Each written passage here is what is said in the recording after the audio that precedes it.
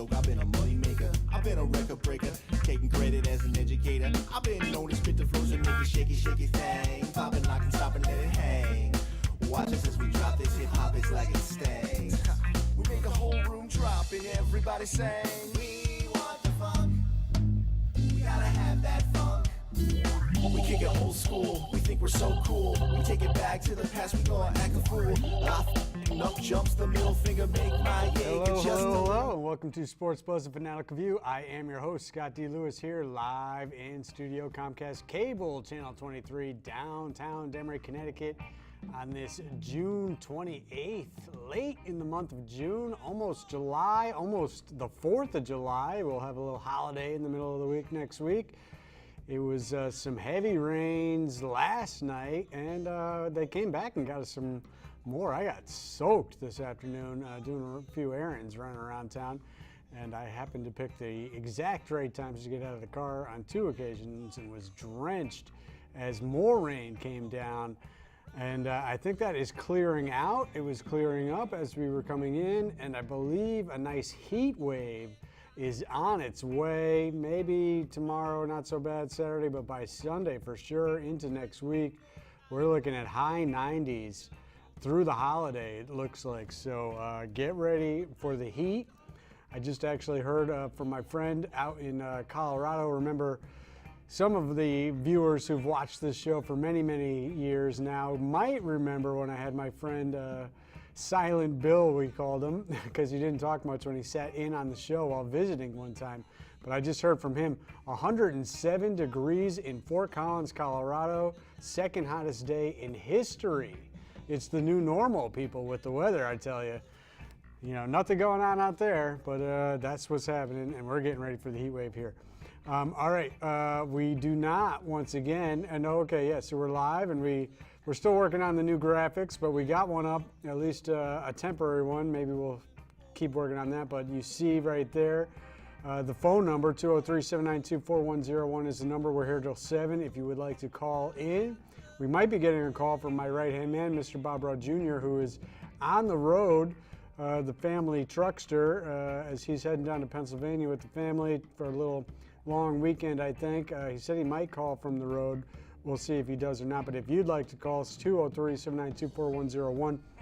One of our favorite callers, and sometimes studio helpers, is here in the hot seat, Bob's seat. Strange Man is here.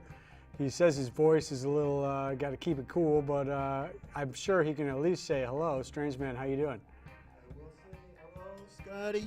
And Red Sox are in first place, but we won't hex them. Keep our fingers crossed.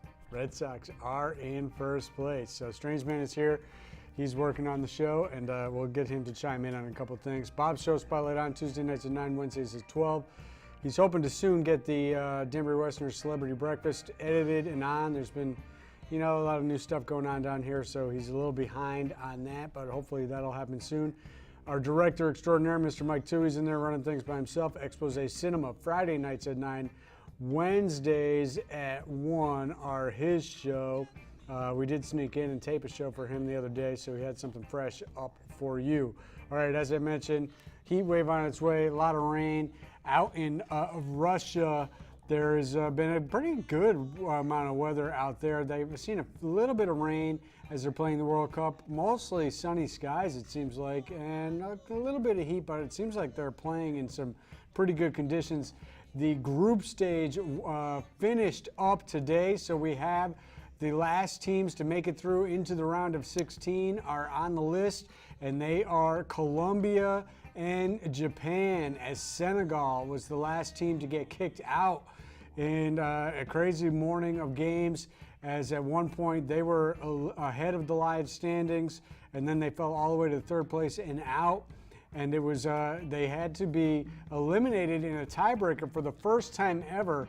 FIFA went to the fair play rules to break the tie, and they lost in Japan. They had 1 or 2 extra yellow cards throughout the tournament. So that was the first time in the history of the World Cup that it went to that tiebreaker rule. So a tough way to go out for Senegal.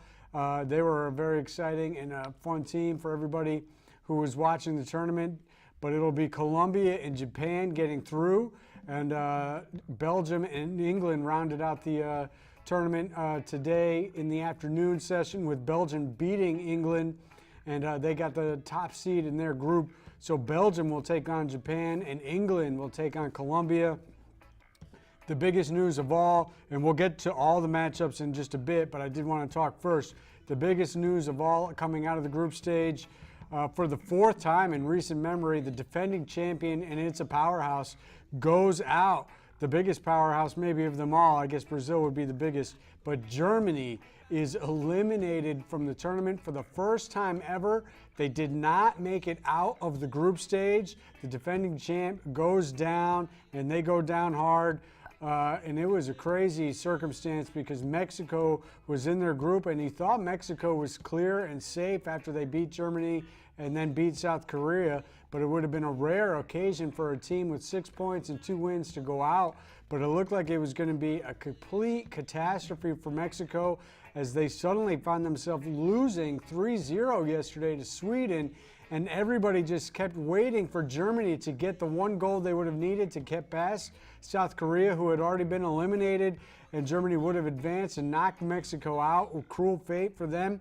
But no, late in that match, it was South Korea getting not one, but 2 goals to beat the defending champions 2-0 and save the Mexicans' salsa as they get through. Tacos for everybody in South Korea.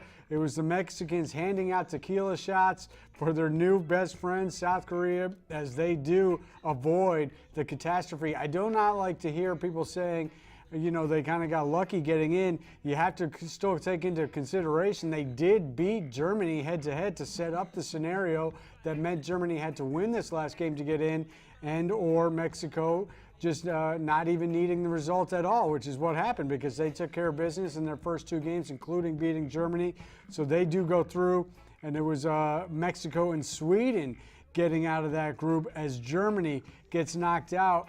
And they join France, who was knocked out in the group stage in 2002, Italy, who was knocked out of the group stage in 2010, and in the last World Cup, 2014, the reign of Spain ended in Brazil as they were knocked out in the group stage, as well as the Netherlands crushed them in that embarrassing game to knock them out, the defending champs.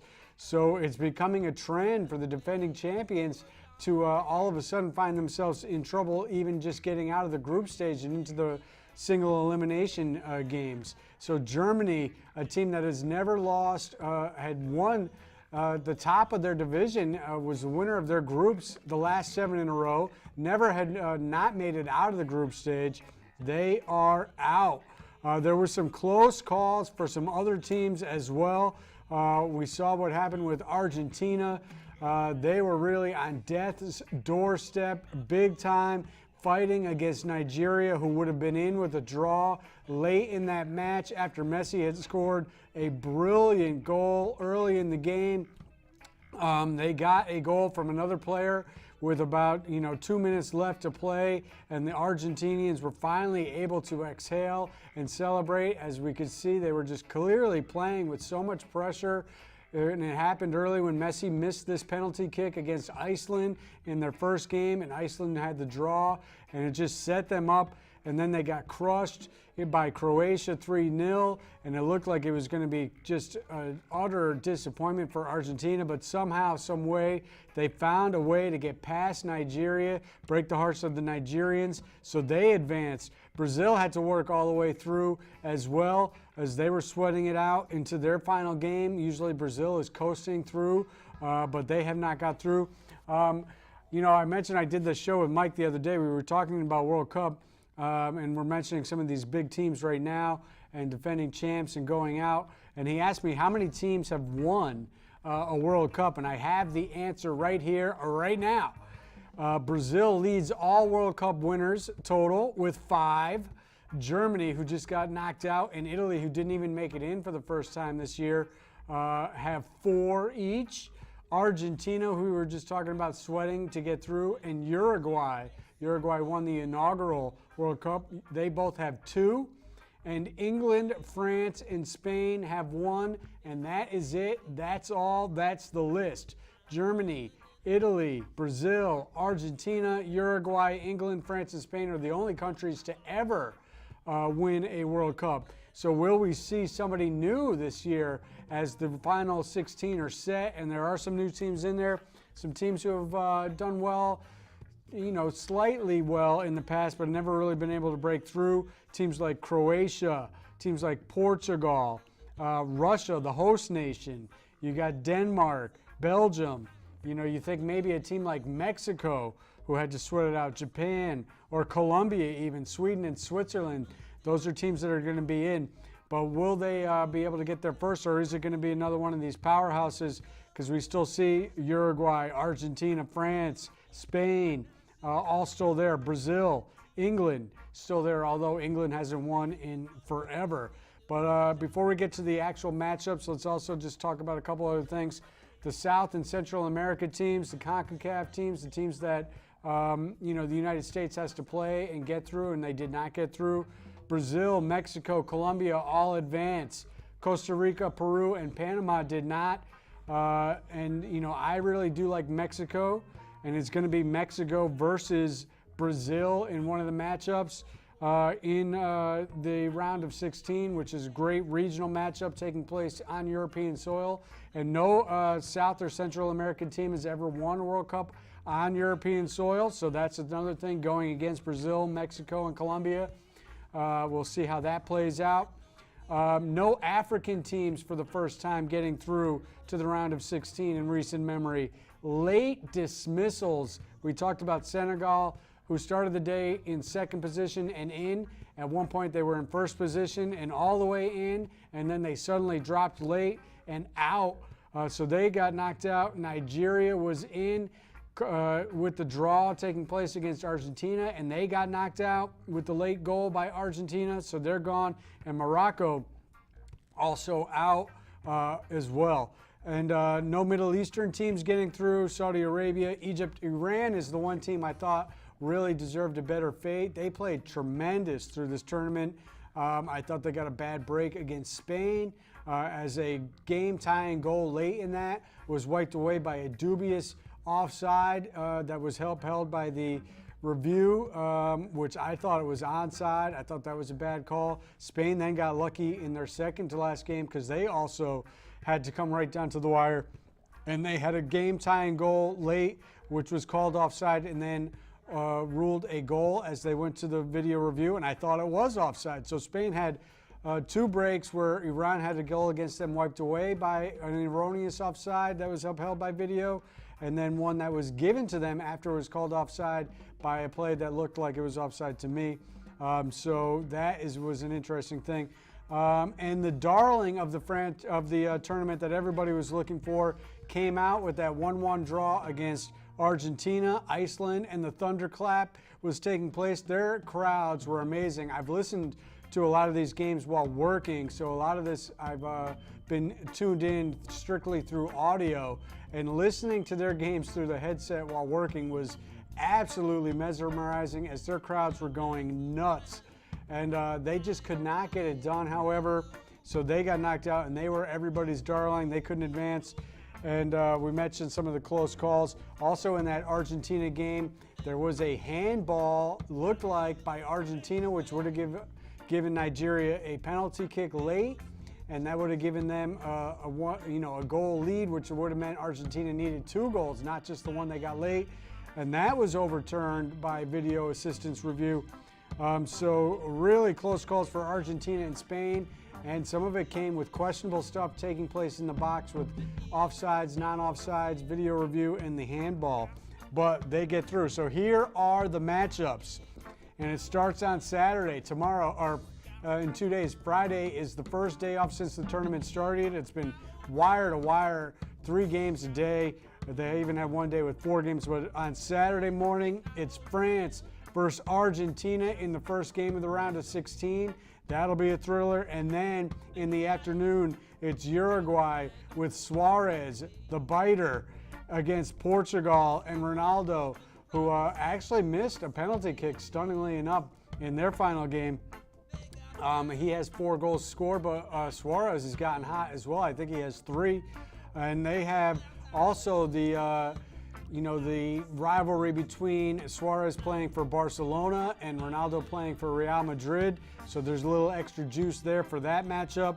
And the winner of that will set up a possible either way. But I think everybody wants to see Messi on Argentina play against Portugal, and Ronaldo, the two so-called best players in the world. But it would also be interesting to see Messi go against Suarez, his teammate from Barcelona. Sunday, it is Spain, the one-time champion from 2010, the two-time European Cup champion, taking on the host nation, Russia. So that'll be interesting. We know Russia and the fans there will be going nuts. So that'll be interesting Sunday morning. In the afternoon, it's Croatia, who has looked tremendous, coming through with 3 straight wins against Denmark. And Croatia really has played great. And they will take on Denmark in Sunday afternoon's game. And then Monday, it is Brazil against Mexico. So Neymar going up against Mexico. Mexico looked great in those first 2 games and then collapsed, but avoided catastrophe with that 3-0 loss against Sweden. I like Mexico as a team. I do like them a lot. Brazil, I think, has been, okay, but not spectacular like we've seen in the past. I am looking for Mexico to shock Brazil in that game. Should be interesting. And then another team that has played tremendous, winning today, so they get 9 points, as Belgium, who has been flying, scored 5 goals, I think, in one of their games, taking on Japan, who caught a little break today as they lost but got through with the Senegal defeat at the hands of the Colombians. So it is Japan versus Belgium Monday afternoon, and then rounding out the round of 16 on July 4th, as a matter of fact, it's another interesting matchup, European region, Sweden against Switzerland. So that is a good matchup. I think 2 solid teams. I'm having a hard time watching Sweden because all I can think of is them eliminating Italy in the qualifying, but they are playing well. Solid all-around game, as has Switzerland. And then it is England to round it out against Colombia. We know historically England has had some trouble against some of these South American and Central American teams, specifically against Argentina, but also some other trouble. And, you always wait for the shoe to drop on England, as it's like a Greek tragedy with them. At some point, some way, something catastrophe happens. And Colombia really is getting their game going now, as, they started the tournament with their player getting sent off with a straight red 3 minutes into their first game, but they are rounding into form. So we will see what happens. That is your World Cup action. That is what is taking place. Strange man, I've let you stay silent over there. Have you watched any of the World Cup? You don't have to pick up your microphone. It's in position. Don't touch it. It'll make noise. I haven't had a chance, Scotty. But I will say this. I know that one of the Red Sox is Mexican, and after Mexico won, Joe Castigliano said, "Yeah, I saw this Mexican, kid in the lobby, and he was all, smiles, and he was wearing a Mexican banner." So, but I wonder World Cup soccer is very interesting. My grandfather, who came to this country from Denmark, used to play soccer. Okay, and he's from Denmark. And Denmark, yes. And Denmark is in. They got a good matchup against Croatia. A lot of good matchups, I think, regionally wise. European countries against European countries, South and Central American teams against each other. Rivalries from from players who play in opposing leagues. All right, Strange Man is here. We're going to get into baseball. He gave us a trivia question last week, and here is the answer. Question was, where was the first baseball stadium that opened in the United States? The answer is, do you want me to give it or you want to give it? All right, Pittsburgh, Pennsylvania, on June 30th, 1909. So this marks 109 years since the first stadium in a baseball stadium was ever opened. They have, of course, the new stadium there now, but there is a 100-year-old young usher that still works for the Pirates. And so he was like 9 years old when that first stadium opened, and he's been a lifelong Well, it was Pirate actually fan. 9 years before he was born, Scotty, so, right? Right. So, yes, Yeah. you're correct. Correct, absolutely. But he's the usher that sells all the Geritol. Okay, if you need your Geritol, that's the guy to go to. Strange man, over and out, except he's still here. So we're going to get him to talk a little bit. Red Sox, he was talking as we said hello. 54-27, best record in baseball. First place in the AL East as the Yankees had a tough week. Fourth best record in team history through 81 games, which is the halfway mark for those of you who do not know how many games are played, 162 in a Major League Baseball season. Because you told me that through a text, and I was listening to the game last night, and it's halfway break in this season, and they did not mention that. So good information that you got out there. So top five, they're fourth best. 86 ended in a World Series defeat. 78 ended in a one-game playoff loss to the Yankees. 67 ended in a World Series defeat, and 1912 ended in a World Series victory. So the top five records, they're fourth in Red Sox history through 81 games, have all ended in, well, four of them ended up in a World Series. One had the heartbreaking 1978 one-game playoff. So that is an interesting stat, I say. I wanted to look through some other stats here, Strange Man. Team batting average, batting .266, which is first in the AL. Runs scored, 422, which is second. Home runs is second at 116. Remember, last year they couldn't hit any home runs at all. This year they're hitting home runs. And slugging percentage is first at .458. Pitching is sixth overall, with their three major stats are all sixth. So that could be better, but it's still not terrible. I'd like to see that improve, but the offensive numbers are there, led by MVP candidate Mookie with a .338 batting average, which is third in the league. Runs scored 61, hits 79, RBIs 41, 19 doubles, 20 home runs. He's got 35 walks and 35 strikeouts and 14 stolen bases. He is filling up the stat sheet. And 2 nights ago, first pitch he saw, he jacked it. It was gone. Yeah, he's hit a few leadoff home runs this year. And then the free agent signing, Martinez, shot a JD for everybody. .329 batting average, which you gotta love. About 25 home runs so far, right? Leads the league in home runs with 25, 56 runs scored, 97 hits, 64 RBIs. He's got 32 walks as well, 77 strikeouts, so he is doing well.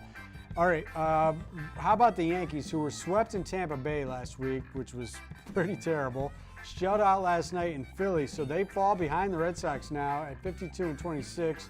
They've played 3 fewer games, and they're not playing last night. If you could see what Strange Man is doing right now, he's flipping the Bronx cheer, the Bronx bird, whatever you want to call it. They fall to 52-26, 29-11 at home, 23-15 away. So they're still playing well on the road. They're off today, which means they're going to play 4 less games after today going into this crucial series. Where are they playing this weekend, Scotty? At the Bronx. They're playing in the Bronx dump. In the Little League ballpark that is the house that Aroyd built in Yankee Stadium, the new Yankee Stadium in the Bronx. It's Red Sox. I think we got Sale Saturday and Price on Sunday. I don't know who the Yankees got lined up. I'm sure we'll see Severino at some point, who leads the league and wins, I believe. So here's some stats for them. Are we at 5 minutes, did I see? Yep. Team batting average, 11th in the American League. They're only batting .249 as a team. Runs scored 398. They've fallen to third place. Okay, 4 minutes left. Home runs 127, which is first. ERA, everybody keeps talking about the fact they need a new starting pitcher. Their ERA is second. All their pitching adds up to second best. So they actually get pretty good pitching out of even their starters. Here's some stats, though, from batting averages only. We know they hit home runs, but here are some of their, their core 4+1. Didi batting .259. I thought he was better than Jeter. Gardy batting .256. Isn't he supposed to be a prototypical leadoff man? Judgy, the Judgerian guy, batting .277. I don't know. It's okay. And the Yankees were swept. And that was that night the Red Sox won. And that was the first time the Yankees got swept this year. And the Red Sox were tied with them for first, maybe not percentage points, but I want to tell all the Red Sox fans out there that the Red Sox have never been swept this year yet. Interesting. Yankees have in Tampa. Giancarlo, Michael Stanton, 265. And Sancho, who is out now with a groin injury,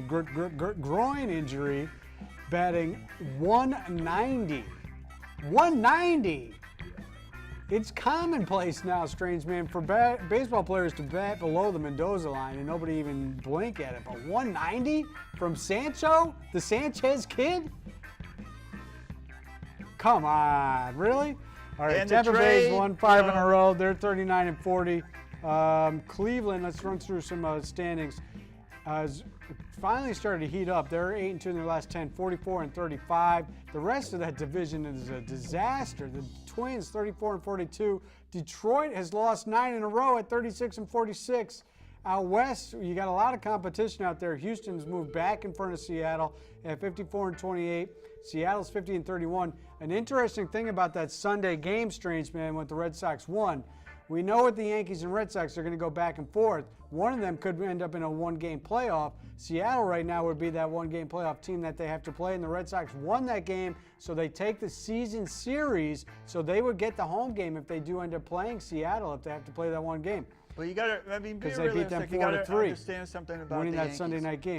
Their big hitter has been cold, really, so far. In fact, he was booed in the early games at Yankee Stadium. Giancarlo. He's pretty cold, but he did hit a big one the other He's got night. like 18 home runs, so he's actually, his numbers are pretty similar to what he did last year, as he, so we'll But he's see. only like, what, 255 now?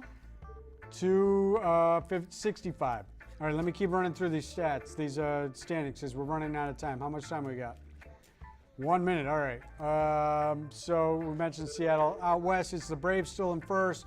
Phillies right behind them. The Nationals, who can't really get anything going, are in third place still in that division. The Mets, Sandy Alderson is done. He's got cancer recurrence, and he says even when the treatment's over, he doesn't think he's done a good enough job to warrant coming back. Not good, as they are in complete disarray, 32 and 46 after a 12 and 2 start. Strange man. 12 and 2 they were. Unbelievable. Brewers still in first place over the Cubs and Cardinals. Diamondbacks getting hot again as they are holding off the Dodgers and the Giants, who are still sneaky getting hot. All those teams over 500. The Westerners broke their losing streak last night as the coach couldn't take losing 7 in a row. He got ejected in the bottom of the first inning, sparked them to an 8-5 win. And they're back in action tomorrow. We will see you. Have a happy 4th of July. Thanks for tuning in. Take care.